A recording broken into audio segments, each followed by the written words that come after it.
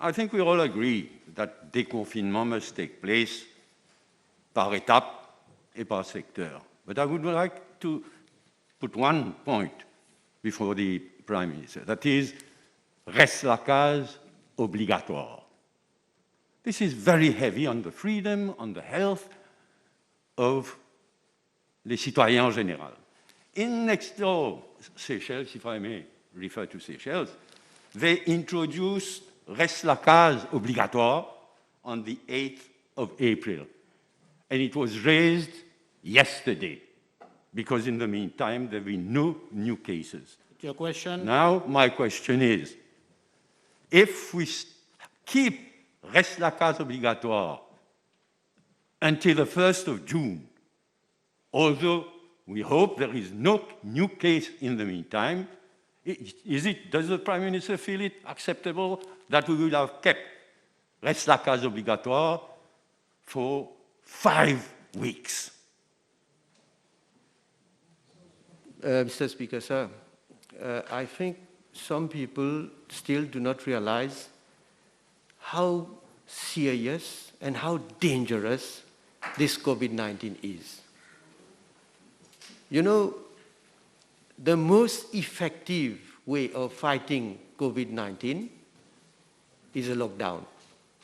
The most effective. The most effective way of fighting it is reste lakaz. And it doesn't apply only to Mauritius. It applies to the whole world. I think by reste lakaz, we have been able to even be informed about what is happening elsewhere. Now, do you think it is a pleasure for me as Prime Minister, for this government, to lock down initially and to tell people that be cautious, you have to stay at home? Because the danger is that since it is a virus, we can't see it, we don't know who is infected, and we can easily catch it. Therefore, as I say, there is a balance.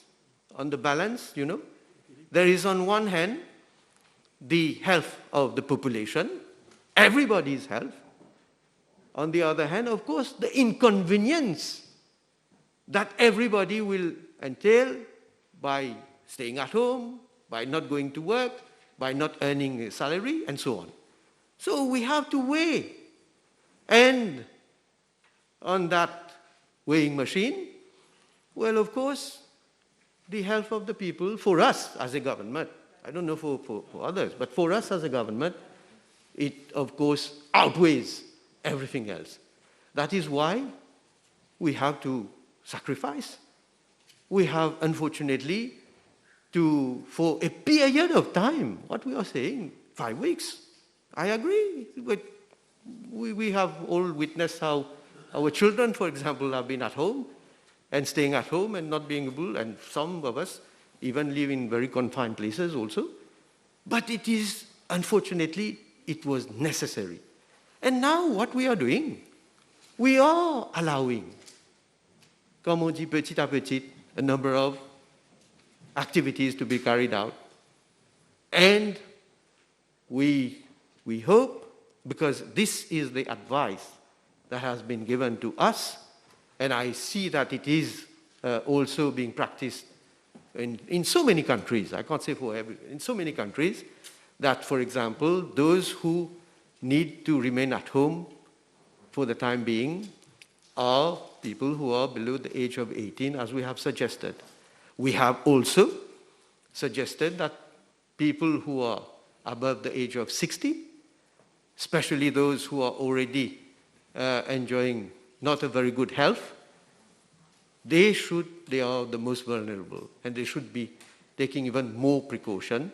So there is some sensitization campaign that they should not be going out, unless, of course, unless it is necessary, unless they have to go to work, then whereby they will get a permit, you know, to attend to their place of work.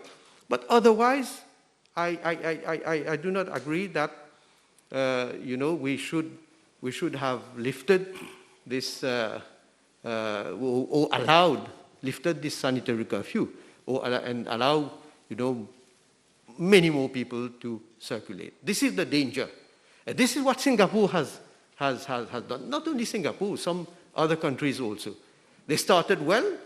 They reached a point where, you know, the figures were so much indicative of an improvement in the situation that they started to relax suddenly, and then there was a resurgence. And this is what we don't want to happen